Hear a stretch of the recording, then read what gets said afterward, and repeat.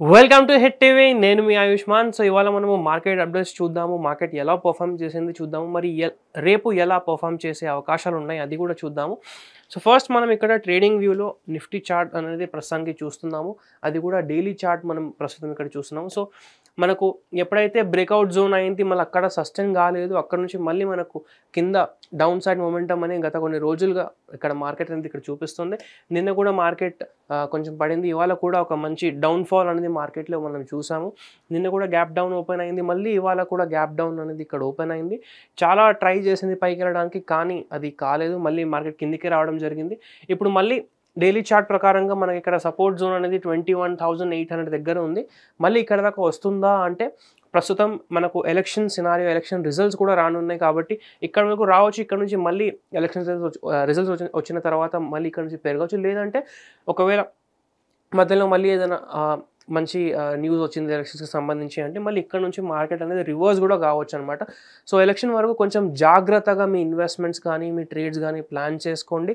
అంతేకాకుండా ఇప్పుడు మనం ఇక్కడ 5 minutes చార్ట్లో చూద్దాము మార్కెట్ ఇవాళ ఎలా పర్ఫామ్ చేసింది అంటే ఇక్కడ వచ్చేసి గ్యాప్ డౌన్ ఓపెన్ అయిన తర్వాత అక్కడ నుంచి కంటిన్యూస్ ఫాల్ అనేది జరిగింది మార్కెట్లో.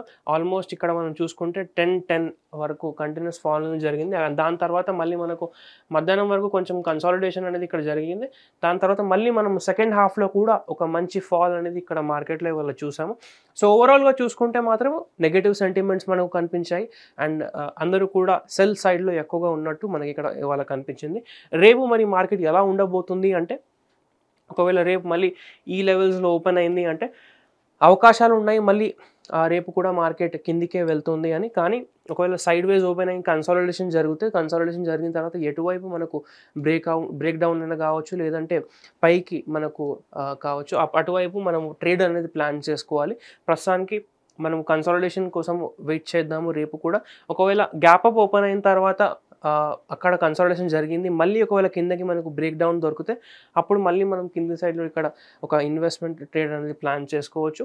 ఒకవేళ గ్యాప్ డౌన్ కనుక ఓపెన్ అయింది అనుకోండి, గత కొన్ని రోజులుగా నిన్న మొన్న కూడా గ్యాప్ డౌన్ ఓపెన్ అయింది, మళ్ళీ రేపు కూడా ఒకవేళ గ్యాప్ డౌన్ ఓపెన్ అవుతే అప్పుడు మళ్ళీ ఇలానే ఒకవేళ మనం కంటిన్యూస్ డౌన్ఫాల్ కనుక కనిపిస్తే బార్స్లో అప్పుడు కూడా మనం ఒక డౌన్ ట్రేడ్ అనేది ఇక్కడ ప్లాన్ చేసుకోవచ్చు అనమాట. సో ఇవాళ ఇది మార్కెట్ జరిగింది. ఇవాళ మనం చూసుకుంటే ఇలా చార్ట్ అనేది ఉండిందనమాట. మళ్ళీ మనం ఇక్కడ డైలీ చార్ట్లో చూసుకుంటే ప్రస్తుతానికి నిఫ్టీ మనకి ఇక్కడ 22,488 దగ్గర చూపిస్తుంది.